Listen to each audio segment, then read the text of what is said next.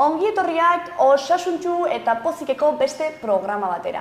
Gaurkoan odol zirkulazioari buruz hitz egingo dugu eta nola hobetu dezakegun hau.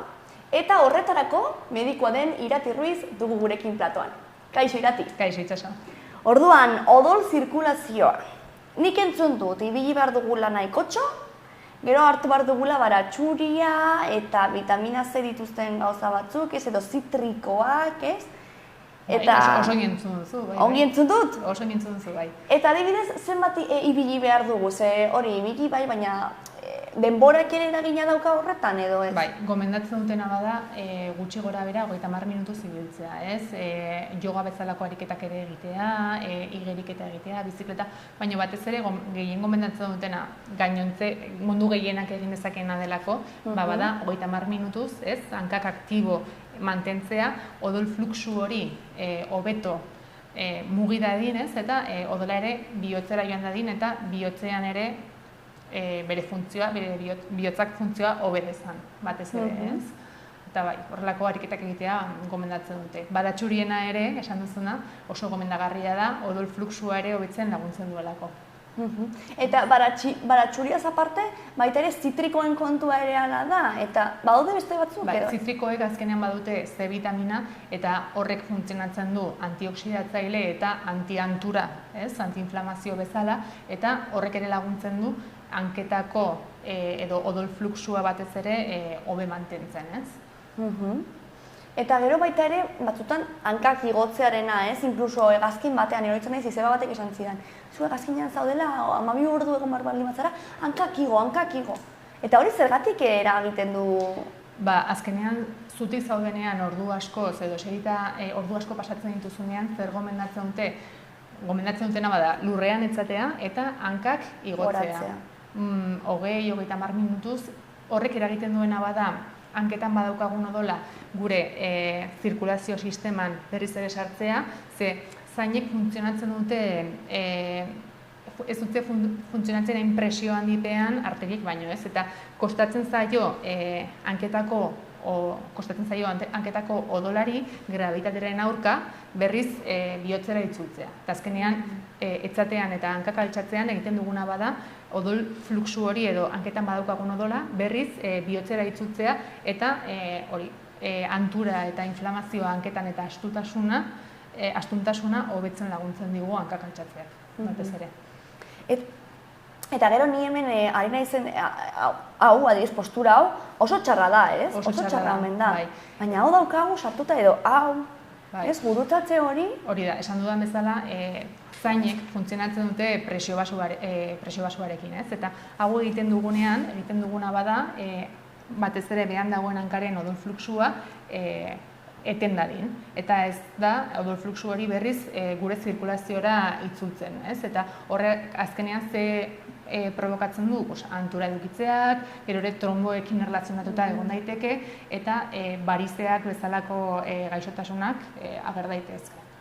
Horregatik oso garrantzitsua da, badaude ere beste medida asko, ez? Adibidez, ahalik eta gehien murriztea zutik pasatzen dituzun orduak, gero ere konpresio galtzerdiak erabili ditzakezu, zutik ordu asko eman behar baldin badituzu. Bai. Eta adibidez, ez dakit, pentsatzen ari naiz, fabrika atean edo horrelako lanetan 8 ordu zutik eta eten egin gabe dauden pertsona horiendako, nola jarriko dira hankak goraka edo ze beste neurri hartu aldituzte? Hartu ditzaketen neurriak, batez ere osasunarekin erlazionatutako neurriak dira, ez? Azkenean zuk bai edo bai 8 ordu zutik eman behar baldin badituzu, jarri ditzakezu konpresio galtzerdiak eta altxatu ditzakezu hankak altxa ditzakezunean, baina batez ere elikadura aldetik ere zure partea jarri behar duzu, ez? Hori baratxuriak bezalako elikagaiak hartu, C vitaminan aberatsak direnak, eta ez hori bakarrik, ez elikagaiak bakarrik, ariketa fisikoa mantendu lehen esan dugun bezala, eta gero ere badaude zirkulazioarentzat oso kaltegarriak diren sustantziak, tabakoa bezalako sustantziak. Azkenean horrek egiten duena bada zirkulazioa kaltetu eta insufizientzia venosa deitzen dena, ez? Bezalako gaixotasun bat edukitzea. Ez dakit hala den, baina duela zenbait denbora aritu nintzen ginekologo batekin metodo antikontzeptibo buruz ere hizketan, eta erretzailea nintzen edo galdetu zidan, ze batzutan ere pastillak uste dut horretarako odol zirkulaziorako ere ez direla oso onak, ez? Eta horren erretzailea zarenean ez dira oso gomendagarriak elkarrekin hartzea, ez? Bai, jende gaztean batez ere, trombo bat daukazunean, ez? Tromboa azkenean bada, formatu behar ezen zerbait, ez? Formatzen da koagulo moduko bat, eta ez da odola hori, zirkulazioa odolari pasatzen usten. Hori da, eta azkenean odola itzultzen ez bada, zonalde hori zelulek azkenean sufritzen dute. Eta trombo horiek ekiditeko eta jende gaztean batez ere, ze gomendatzen da, batez ere, ez erretzea, eta gero antikonzeptibo hormonalek ez, normalean emakumeok hartzen ditugunak, ere badaude relazionatuta tromboekin. Horrekatik behar bada galdetu zizuten erretzailea zinen, ze erretzea badago oso relazionatuta hori, zirkulazio txarrarekin. Bueno, Irati, mila esker, oso interesgarria izan da, eta lagungarria, jakinduria delako, libre egiten gaituena, ez? Orduan, jakin behar dugu gero ja gurea egiteko. Beraz, mila esker eta hurrengora arte. Hurrengora arte itxaso.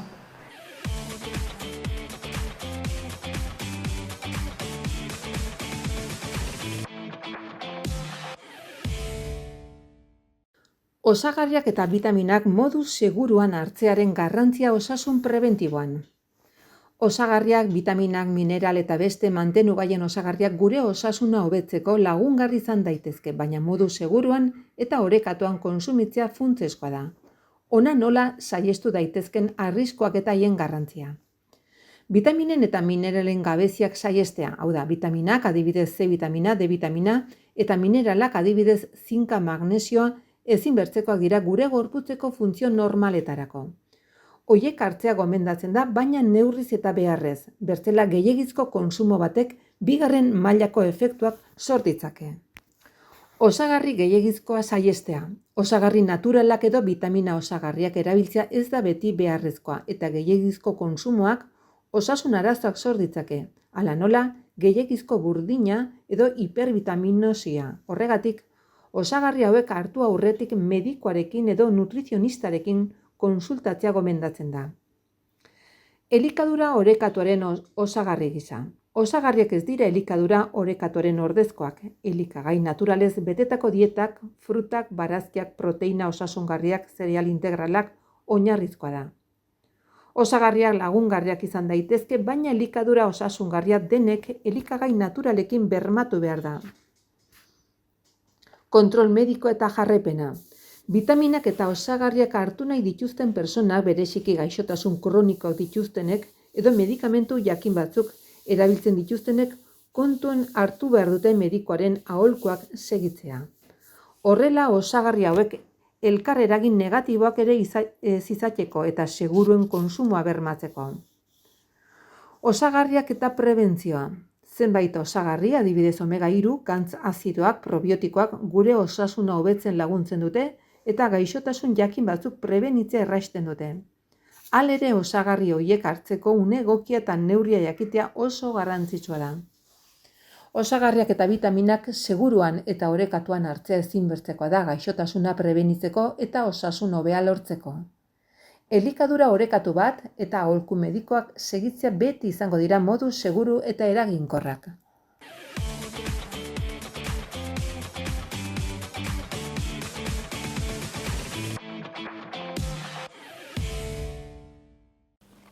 Oraingoan elikagaien alergia eta intolerantzien prebentzioa eta kudeaketa nola egin dezakegun aztertuko dugu.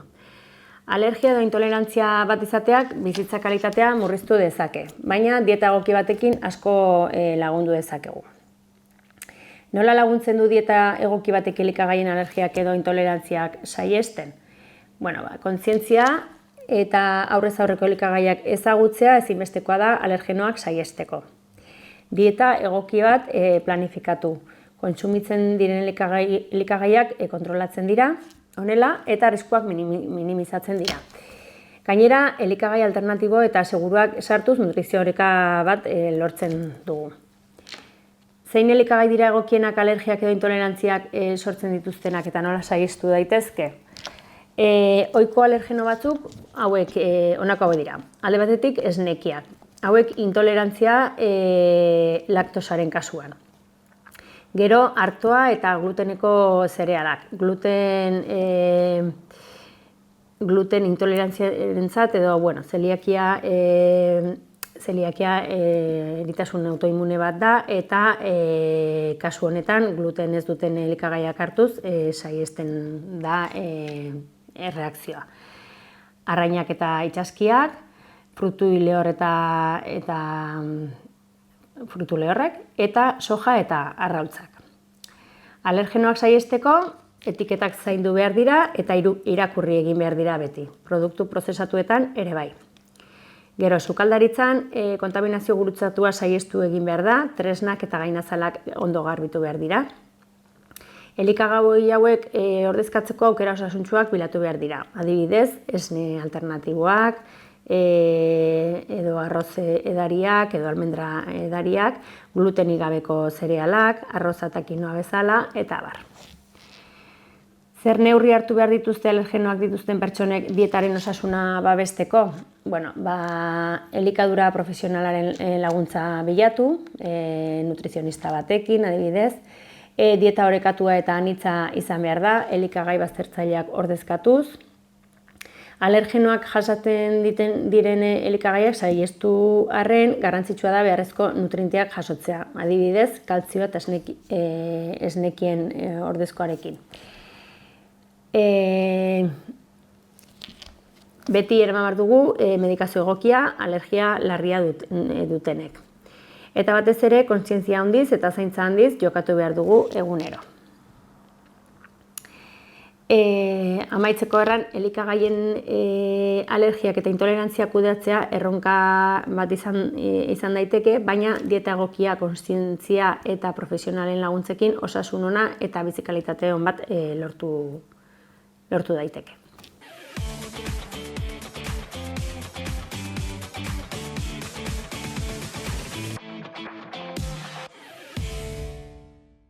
Aurkeztuko dugun ariketa, squat, arrunta edo squat edo sentadilla izenekoa da.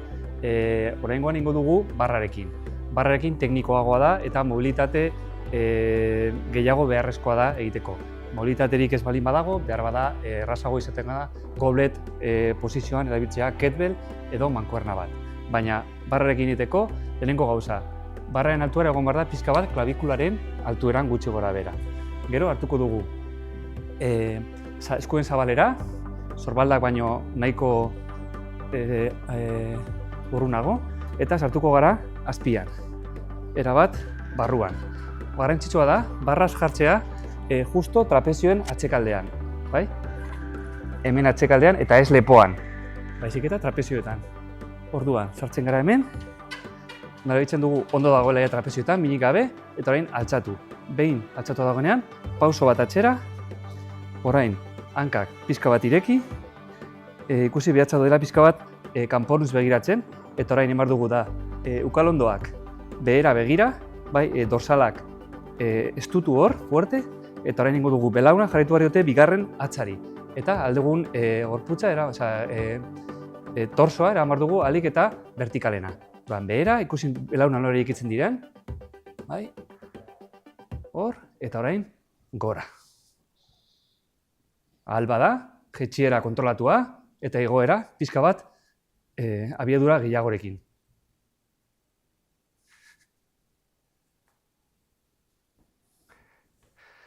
Ariketa hau, normalean, erabiltzen da basikoen barruan sartuko genuke, gihar asko lantzen duelako, batez ere hanketako giharrak, bai ipurdia,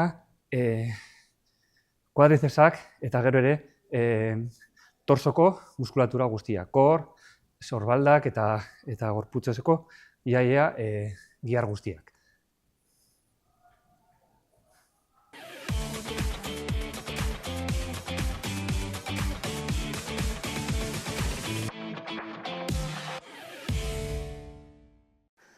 Orain, ohetik altzatzerakoan, baino lehenago azkenengo ariketa egingo dugu. Eta horretarako ohearen albo batean jarriko gara. Berriz ere, iskion ezurraren gainean eserita jarriko gara, eta ezker eskuarekin eskuin orkatila harrapatuko dugu, eta mugimendu txikiak egingo ditugu beste besoarekin. Gora, eta bera. Eta alrebes ere bai. Eskuin eskuarekin, ezker eskua harrapatu, eta mugimendu txikiak egingo ditugu. Gora, eta bera.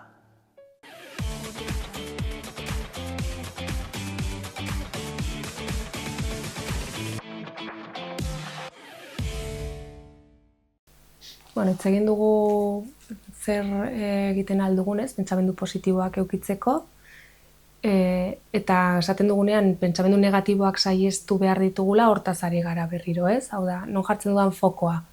Ze irakurketa egin nahi dudan egoera batean, ez? Positiboa edo negatiboa. Zer egiten aldugu gure burua ikusten dugunean sistematikoki pentsamendu negatiboekin. Bueno, lehenengo, identifikatu behar ditugu pentsamendu horiek eta zalantzan jarri, bai? Gure buruari galdetu behar diogu. Hau erreala da, nik pentsatzen dudan hau benetan gertatzen ari da, edo gertatuko da, edo horrela da. Zalantzan jartzeak ematen digu aukera gure burua edo gure pentsamendua zabaltzeko eta beste aukera batzuk ikusteko. Zer egin behar dugu ondoren? Saiatu pentsamendu positiboekin ordezkatzen. Pentsamendu positiboak ez da esatea nik pentsatzen badut dena gaizki doa, pentsatzea dena ongi doa. Baizik, hau errealitate hortara moldatu. Hau ongi doa, hau ez, hau gehiago egin behar dut, hau konpondu behar dut, hau ez dut inoiz gehiago egin behar. Hau da, errealitatetik funtzionaltasun bat bilatu. Mindfulnessa praktikatzea eta lehen hitz egin duguna autokonpasio honez, esaten den autoerrukia edo, lantzea oso importantea da, zergatik, askotan pentsatu egin du negatibo horiek gure buruarekiko direlako, eta hori errealitate bat, hor ere errealitate bat bilatu behar dugu, hau da, benetan dena egiten dut hain gaizki, benetan hau nik ez dut lortu nigatik, edo zer gertatu da, ez? Hausnarketa hori egin ikusteko zer den benetan ongi egin dudana, gaizki egin dudana, eta pentsamendu positibo horietara bideratu. Jarri behar ditugu helburu errealistak, askotan jartzen ditugu helburu batzuk, gure eskutik kanpo daudenak, ez daukagulako gaitasunik, ez daukagulako baliabiderik, edo, agian dauzkagun baldintzak momentu horretan, ez dira nahikoak hori lortzeko. Eta orduan zer egiten dugu frustratu eta pentsamendu negatibo gehiago eduki. Orduan, jakin behar dugu hori ajustatzen, ez? Jakiten zeintzuk diren helburu egokiak guretzat. Eta, noski baietz, gure burua zaindu, bai mentalki eta bai fisikoki. Ze, klaro, ni baldin banago pentsatzen denbora guztian gauzak gaizki aterako direla, nire buruak automatikoki antsiedadea eta estresa sortuko ditu, zergatik, behar zelako hori dena konpontzen denbora guztian, edo kontrolatzen, edo gauzak egiten hori ez gertatzeko. Eta askotan ez du ezertarako balio, ze gauzak gertatzen diren moduan gehienetan.